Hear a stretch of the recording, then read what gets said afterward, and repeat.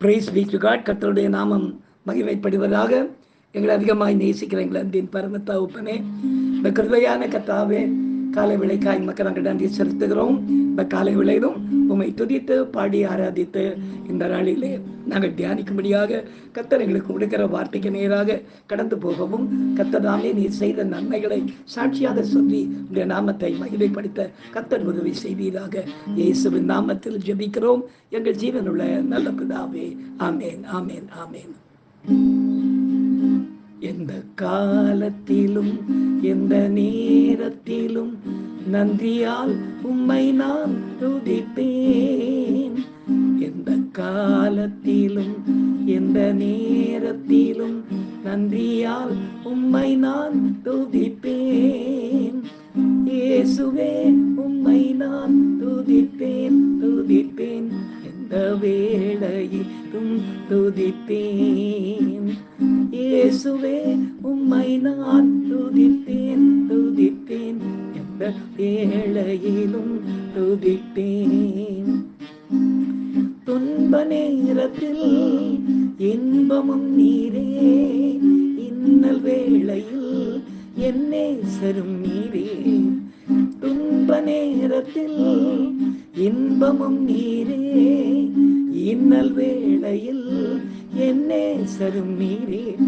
எந்த காலத்திலும் எந்த நேரத்திலும் நன்றியால் உம்மை நான் துதிப்பேன். இயேசுவே உம்மை நான் துதிப்பேன், துதிப்பேன், எந்த வேளையிலும் துதிப்பேன். இயேசுவே உம்மை நான் துதிப்பேன், துதிப்பேன், எந்த வேளையிலும் துதிப்பேன். எனக்கு அருமையானவர்களே, இந்த நாளிலே நாம் தியானிக்கும்படியாக கர்த்தர் நமக்கு கொடுக்கிற வார்த்தைக்கு நேராக நாம் கடந்து போவோம். பிரியமானவர்களே, எடுத்து வாசிக்கலாம். மத்தேயு எழுதிய சுவிசேஷம் 10ஆம் அதிகாரம் 32 வசனத்தை நாம் வாசிக்க கேட்போம். மனுஷர் முன்பாக என்னை அறிக்கை பண்ணுகிறவன் எவனோ அவனை நானும் பரலோகத்தில் இருக்கிற என் பிதாவின் முன்பாக அறிக்கை பண்ணுவேன் என்று கர்த்தராகிய இயேசு கிறிஸ்து சொல்லுகிறார். பிரியமானவர்களே, நாம் ஆராதிக்கிற தேவன் என்னார் என்பதை அறிந்துதானே ஆராதிக்கின்றோம். அவர் கனத்திற்கும் மகிமைக்கும் உரியவர் என்பதை நமது வாழ்வில் எத்தனையோ அனுபவங்களின் மூலமாக நாம் அறிந்திருக்கிறோம். அப்படித்தானே?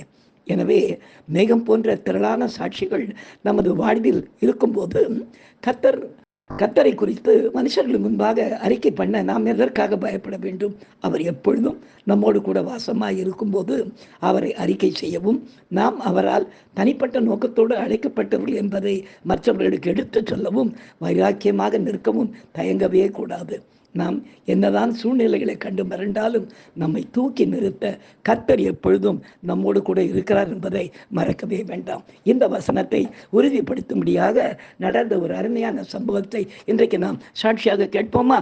இந்த சாட்சியின் மூலமாய் கர்த்தருடைய நாம மாத்திரம் மகிமைப்படுவதாக.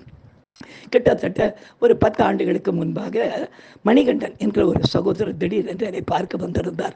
அவர் ஊழியக்காரர் என்பது எனக்கு தெரியாது. உள்ள வந்த உடனே அவர் குமரி அழ ஆரம்பித்தார். உள்ள கூப்பிட்டு உட்கார வச்சு, என்ன பிரதர் வந்த உடனே அழறீங்க, நீங்கள் யார் அப்படின்னு சொன்னார். அவர் சொன்னோம், நான் உங்கள் பக்கத்தில் இருக்கிறேன், அங்கே என்னுடைய மனைவி பிள்ளையோடு இருக்கிறேன் பாஸ்டர் அப்படின்னாரு. என்ன பண்ணுறீங்க நீங்கள் அப்படின்னா, நான் ஊழியம் செய்து கொண்டிருந்தேன். ஒரு ஸ்கூலில் நான் அங்கே ஊழியம் செய்து, உங்கள் பக்கத்தில் ஒரு ஸ்கூலில் மார்னிங் ஸ்டார் என்று நினைக்கிறேன், ஏதோ ஒரு ஸ்கூலில் நான் ஊழியம் செய்து கொண்டிருந்தேன். இப்போ அந்த இடத்துல உங்களுக்கு எனக்கு இடம் கொடுக்க மாட்டேன்னு சொல்கிறாங்க. என்னுடைய மனைவி ஒரு சிஎஸ்ஐ வகுப்பை சேர்த்த மகளாக இருக்கிறதுனால அது என்ன காரணம்னு தெரியல, அவங்களுக்கு இந்த பெண்டகாஸ்ட் லைன்லாம் பிடிக்கல. அவங்க என்னன்றாங்க, நீங்கள் ஒன்றும் ஊழியத்துக்கெல்லாம் ஒன்றும் போக தேவையில்லை, நீங்கள் பேசாமல் வேலைக்கு போங்கன்னு சொல்கிறாங்க. ஆனால் நான் அழைப்பு பெற்றவன், இந்த அழைப்பு குறித்து நான் எப்படி அவ்வளோ தூரத்துக்கு நான் விட்டு விட முடியும் அப்படின்னு என்கிட்ட சொன்னாங்க. இப்போ என்ன பிரதர் பண்ணியிருக்கீங்கன்னு, வீட்டை விட்டு என்னை விரட்டிட்டாங்க, அதனால் வீட்டை விட்டு நான் வெளியே வந்துட்டேன் அப்படின்னு சொன்னார். சரி, இப்போ என்ன பண்ண போகிறீங்க அப்படின்னா, இல்லை உங்கள்கிட்ட தான் வந்து இங்கே வந்து ஒரு 40 நாட்கள் உபாசம் எடுக்கலாம், ஒரு சின்ன இடமோ இல்லை சர்ச்சையோ ஒரு இடம் கொடுத்தீங்கன்னா நான் இருந்து உபாசம் இருந்து கர்த்தர் என்னை குறித்து என்னதான் நோக்கம் வச்சிருக்கிறான்னு நீங்களும் கேளுங்க பாஸ்டர், நிறைய ஊழியக்காரங்க இங்கேருந்து நீங்கள் எழுப்பி அனுப்புறீங்கன்னு நான் கேள்விப்பட்டு தான் வந்தேன் அப்படின்னு சொன்னாங்க. நான் சொன்னேன் வந்திருக்காங்கிறதே இங்கேருந்து நிறைய பேர் கிளம்பி போயிருக்காங்க, சரி ஓகே நீங்கள் வாங்கன்னு சொல்லிட்டு அவரை கொண்டு வந்து நான் உட்கார வைத்து அவருக்கு பக்கத்து ரூமை கொடுத்தேன். அவர் பக்கத்து ரூமை எப்போ பாரு அழுது கொண்டே இருப்பார், பாவம் அவருக்கு பயம். திடீரென்று ஒரு நாள் அவருடைய மனைவி வந்திருந்தாங்க. வந்தப்போ அந்த பிள்ளை எங்கள் வீட்டுக்காரங்க தான் இருக்கிறாரான்னு வந்து சத்தம் போட்டாங்க. நான் சொன்னேன் மாமா என்ன சமாச்சாரம் சொல்லுங்க அப்படின்னு. அது என்ன யார் வந்தாலும் தங்க வச்சுக்கிறீங்களா அப்படின்னாரு. இல்லைம்மா ஊழியத்துக்குன்னு வந்திருக்கிறதுனால உங்களை பேரை அவர் சொல்லலை, நீங்கள் இருக்கிற இடத்தையும் சொல்லலை, அவர் வேற எங்கேயாவது போய் கஷ்டப்பட போடுறாரு, ஏன்னா மனசில் ரொம்ப துக்கமாக இருக்காரு, அவருக்கு அழைப்பு இருக்குதுமா, அதனால் அவர் பக்கத்து ரூமில் இருக்காருங்க. பக்கத்து ரூமில் போய் அவரோட பயங்கரமான சண்டை போட்டு முடிச்சுட்டு அவங்க நேரம் என்கிட்ட வந்து இன்னைக்கு அவர் உபாசம் இருக்காருன்னு கேள்விப்பட்டேன், நான் வந்திருக்கிறேன் பாஸ்டர், ஆனால் உங்களுக்கு ஒன்று சொல்கிறேன், இந்த மாதிரி எல்லாரையும் என்கரேஜ் பண்ணாதீங்க. நான் சொன்னேன் அம்மா யாரையும் என்கரேஜ் பண்ணுற பழக்கம் எனக்கு கிடையாது, அது என்னுடைய வேலையும் கிடையாது, நீங்கள் தாராளமாக உங்கள் வீட்டுக்காரை கூட்டிகிட்டு போங்க வந்தாருன்னு அப்படின்னு. இல்லை அவர் வரமாட்டேன்றாரு அப்படின்னாங்க. வரமாட்டேன்றாரு இல்லை, அப்போ விட்டுட்டு போங்க, இன்னும் மிஞ்சி போனால் இன்னும் ஒரு 6-7 நாள் தான் இருக்குது அவருடைய உபாசம் முடியறதுக்கு, உபாசம் முடிஞ்ச உடனே அவரே தானாக வந்துடுவாரம்மா அப்படின்னு. வந்ததுக்கப்புறம் தானே அவருக்கு இருக்குது அப்படின்னு சொல்லிட்டு அந்த பிள்ளை பயங்கரமாக சத்தம் போட்டுட்டு அந்த பிள்ளை இங்கேருந்து கிளம்பி போயிடுச்சு.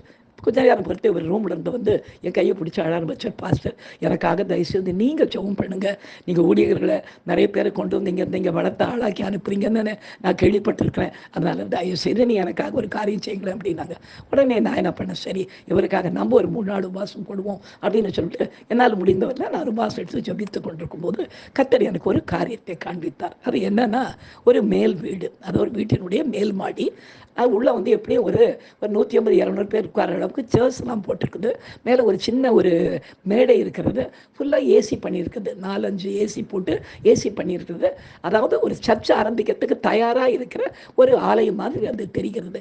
இது ஆண்டவர் எனக்கு காண்பிச்சு அந்த மகன்கிட்ட சொல்லு, நீ இப்படி ஒரு தரிசனம் பார்த்ததாகவும், நுங்கம்பாக்கத்துக்கு அவர் இங்கேருந்து பாசிங் முடிச்சுட்டு போனதுக்கப்புறம் அவர் மார்க்கெட்டில் நிற்கும்போது ஒருத்தர் வந்து அவர்கிட்ட கூப்பிட்டு அந்த சாவியை கொடுத்து நீங்கள் தானே மணிகண்டன், உங்களுக்கு ஒரு சர்ச்சை ரெடியாக இருக்குதுன்னு சொல்லுவாங்கன்னு சொல்லு அப்படின்னாங்க.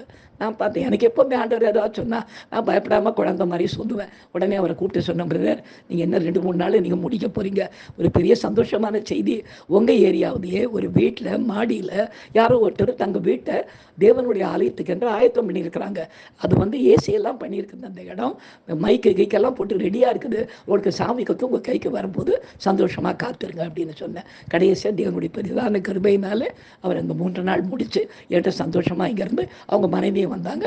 அப்போ அந்த பிள்ளைக்கு சொன்னவா இந்த மாதிரி ஒரு காரியம் நடக்குதுன்னு ஆண்டவர் சொல்கிறாரு. என்ன பாஸ்டர் இன்னும் கதெல்லாம் விடுறீங்க அப்படின்னு நான் சொன்னேம்மா, கதெல்லாம் விடலை, ஆண்டவர் சொல்கிறத நான் சொல்கிறேன், இது நடக்கும், இன்னும் 2-3 நாளில் நீங்கள் இதை வந்து உங்கள் கண்ணால் பார்த்தீங்க, காரியம் நடக்கும்னு சொல்லி உங்களை நான் அனுப்பி வச்சுட்டேன். பிற்பாடு ஒரு வாரம் கழித்து அவர் எனக்கு ஃபோன் பண்ணி சொன்னார். என்ன சொன்னார்னு பார்க்கும்போது, பாஸ்டர் நீங்கள் சொன்னபடியே நாங்கள் மார்க்கெட்டில் கடையில் நின்றுக்கிட்டு இருக்கும்போது நானும் என் மனைவியும் அறிமுகம் இல்லாத யாரோ ஒருத்தர் வந்து என் தோளை தட்டி, பாஸ்டர் நீங்கள் தானே இந்த மார்னிங் ஸ்டார் இந்த ஸ்கூலில் ஏதோ ஒன்று நீங்கள் இதை நடத்திக்கிட்டு இருந்தீங்க, சர்வீஸ் இப்போ எங்கே நடத்துறீங்கன்னு கேட்டாங்க. நான் சொன்னேன், இல்லை இப்போ எனக்கு இது இடம் இல்லை அப்படின்னு சொன்ன உடனே, ஐயா எங்கள் வீட்டு மேலே ஆண்டவருடைய சுத்தத்தின்படி எனக்கு கர்த்தர் கொடுத்த கட்டளையின்படி நான் ஒரு இடத்தை ஆயத்தம் பண்ணியிருக்கிறேன், கர்த்தருக்குன்னு ஒரு மேல் வீட்டை அங்கே வந்து நீங்கள் சர்ச்சை நடத்தீங்கன்னு சொல்லி எனக்கு சாவி கொடுத்தாங்க பாஸ்டர். சந்தோஷமாக நாங்கள் அடுத்த வாரம் பிரதிஷ்டை பண்ணுறோன்னு சொல்லிட்டு அந்த சபையை அவங்க ஆரம்பிக்க கர்த்ததாமே அந்த மகனுக்கு உதவி செய்தார். நாம் அழைப்பெல்லாம் பெற்றிருக்கும் போது பரலோகத்தில் இருக்கிற பிதாவுக்கு முன்பாக அவரை நம்ம வைராக்கியம் அறிக்கை செஞ்சா கர்த்தர் நிச்சயமாய் நம்மை குறித்து கர்த்தராக இயேசு கிறிஸ்து என்ன பண்ணுவாரா, பிதாவிடத்தில் நம்மை குறித்து அறிக்கை செய்வார், நம்மை வெட்கப்பட விட மாட்டார். கர்த்தருடைய நாமம் மாத்திரம் மகிமைப்படுவதாக நாம் செபிக்கலாம். எங்களை அதிகமாய் நேசிக்கிற எங்கள் அன்பின் பரம தகப்பனே, இந்த கிருபையான விளைக்காய் உமக்கு நாங்கள் நன்றி செலுத்துகிறோம், மகிமைப்படுத்துகிறோம். அப்பா செய்த நன்மைக்காய் உமக்கு நன்றி. தொடர்ந்து எவ்வளவோ பிள்ளைகள் இந்த மாதிரி கர்த்தாவே அப்பாவுக்கு என்ன பண்ணுறதுன்னு தெரியாமல் தவித்து கொண்டிருக்கிற ஊழியர்கள் உண்டு ராஜா. எல்லாரையும் நீர் தூக்கி நிறுத்துங்க, எல்லாருக்கும் முன்பாக அவங்க தைரியமாக அறிக்கை செய்ய கர்த்தர் உதவி செய்யும். இயேசுவின் நாமத்தில் ஜெபிக்கிறோம் எங்கள் ஜீவனுள்ள நல்ல பிதாவே, ஆமென். ஹல்லேலூயா, ஹல்லேலூயா, ஹல்லேலூயா. God bless you. Thank you.